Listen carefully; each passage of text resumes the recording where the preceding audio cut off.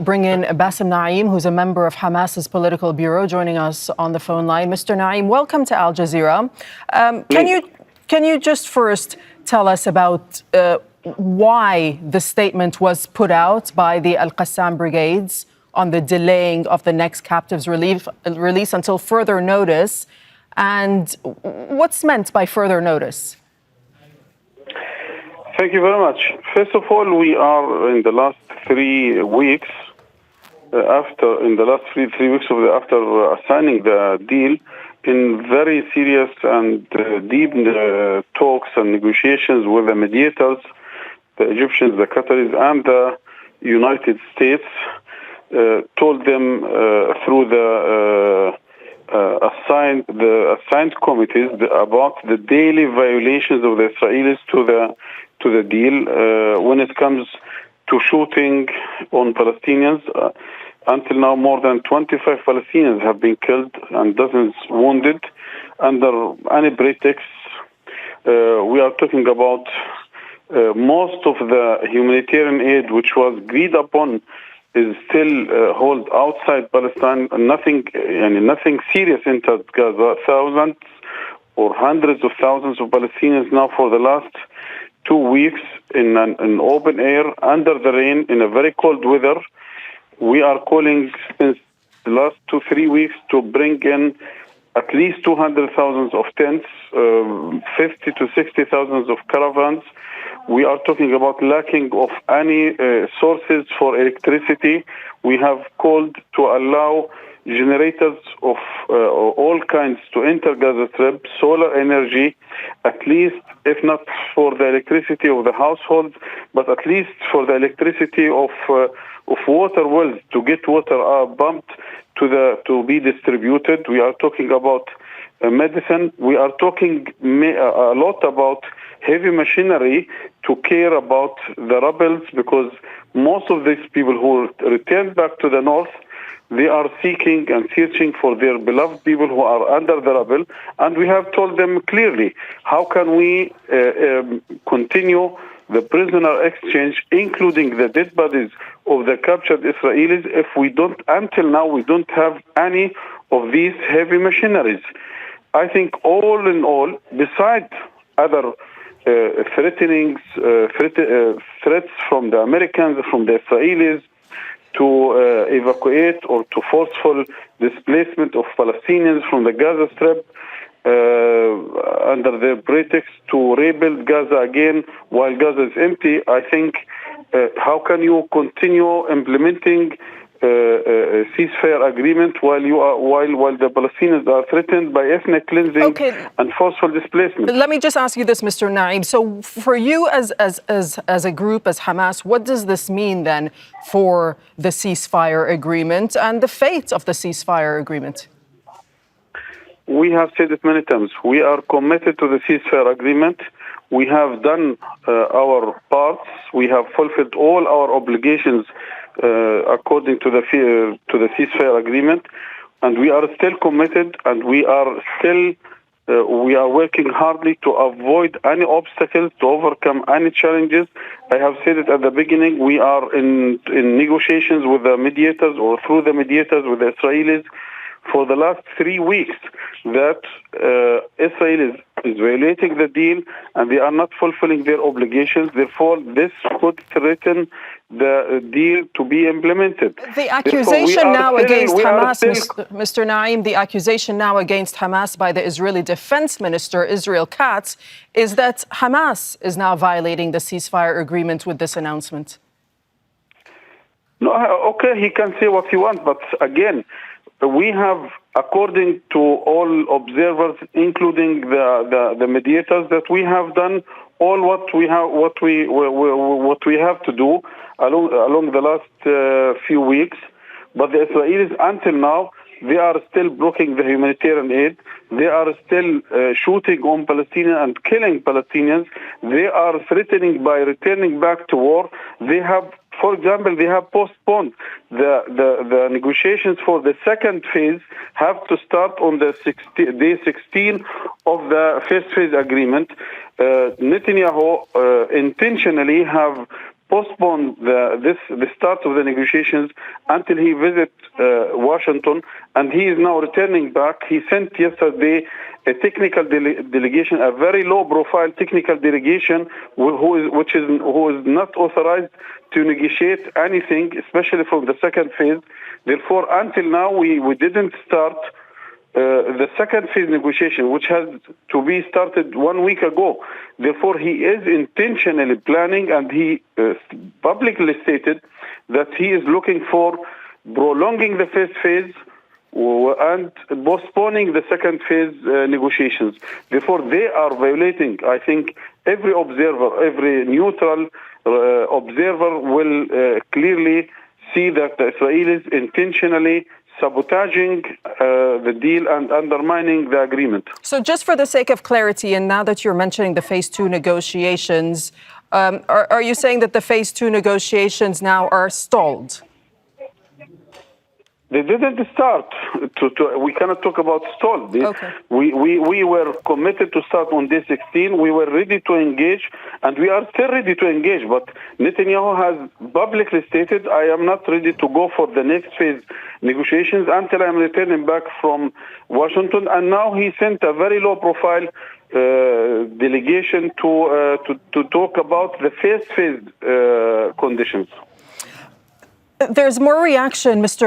Naim, from Ben Gvir, who has said this: Hamas's announcement should have one real-life response, a massive fire attack on Gaza from the air and land, alongside a complete halt to humanitarian aid to the Strip. And the statement does go on, but are you worried about a possible resumption of war?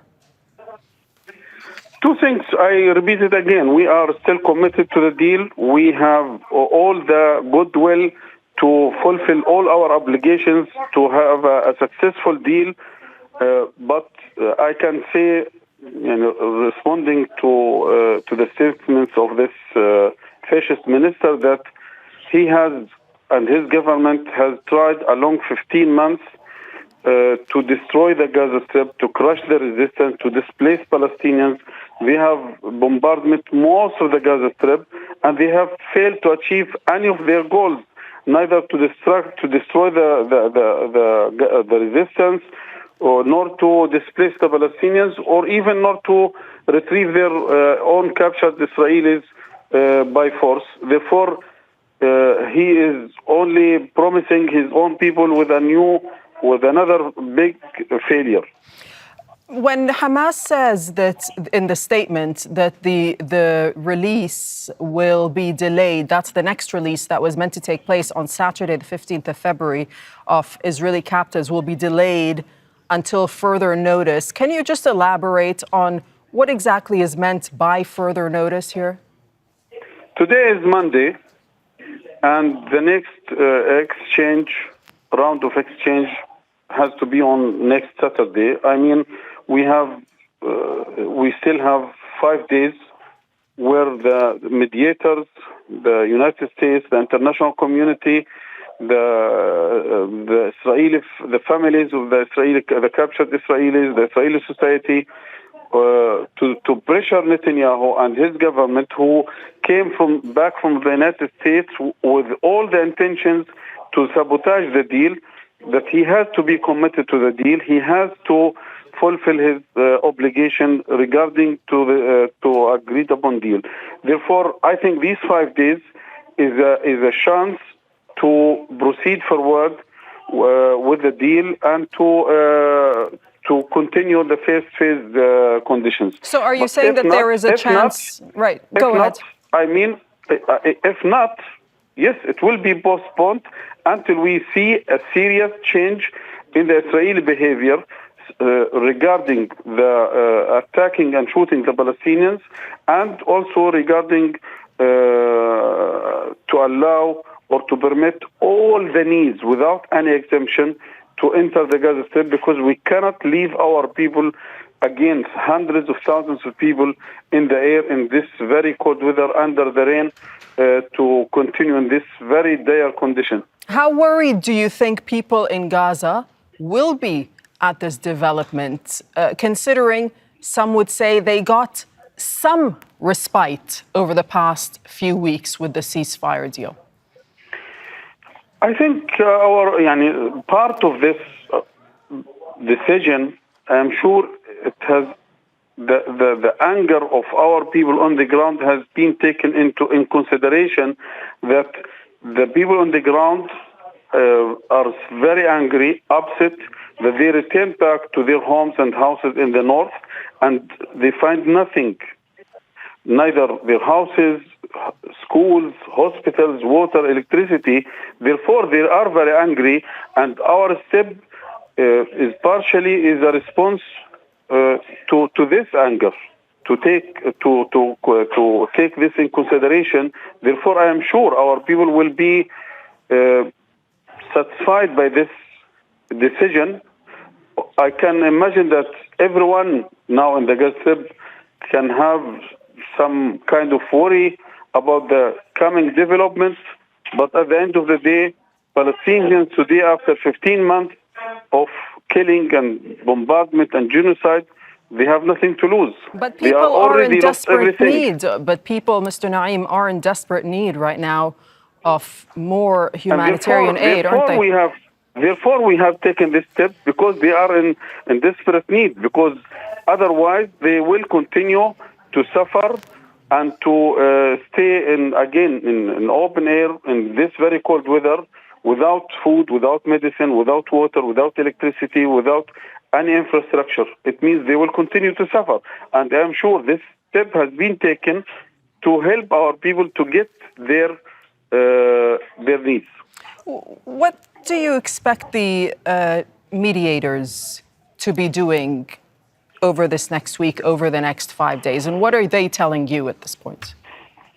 We have heard from the mediators that along the last few days, and even along the last few weeks, the last 2-3 weeks, they were in contact directly with the Israelis, and they have discussed seriously with them these violations and the need to lift all these obstacles in front of, on the way of allowing all the humanitarian need to get into Gaza. But unfortunately, the Israelis using any excuse to block the entrance of the basic needs. At the end, we are not talking about rebuilding of Gaza. We are talking about water, electricity, tents, medicine, civil defense, fuel for the civil defense, for the ambulances, heavy machinery to search for the dead bodies, the Palestinians and also the Israelis. What specific assurances then will you be looking for over the next few days? That we see on the ground a serious change, because all the needs are there near Rafah border or on the other side in Jordan. It can, within 24 to 48 hours, we can see a clear, significant change in the amount and in quality and quantity of aid or humanitarian aid or aid coming into Gaza, especially heavy machinery, generators, solar energy, medicine, food, and etc., etc.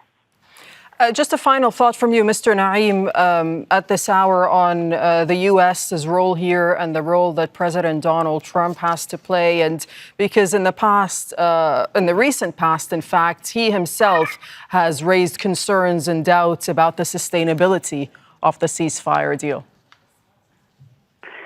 Unfortunately, we are dealing with a very contradictory policies from the current U.S. administration. Once they are talking about, we are looking for stability and security and prosperity and peace in the region. And on the other hand, they are encouraging war crimes and crimes against humanity by talking about ethnic cleansing and forceful displacement of Palestinians, and encouraging the fascist right-wing government in Israel to proceed forward in their plans in Gaza Strip, in the West Bank, annexation of the West Bank, changing the status quo in the Al-Aqsa. I'm sure this is not leading to peace or security or stability in the region. Therefore, if they are serious about their plan of how to de-escalate the situation in the region, the only choice is to pressure the Israelis to proceed forward in implementing the deal honestly and seriously, and to open a window or a track for a political solution of this conflict. Okay, Mr. Basem Naim, member of Hamas's political bureau, thank you so much for speaking to us on Al Jazeera this hour. Thank you. Please. Make sure to subscribe to our channel to get the latest news from Al Jazeera.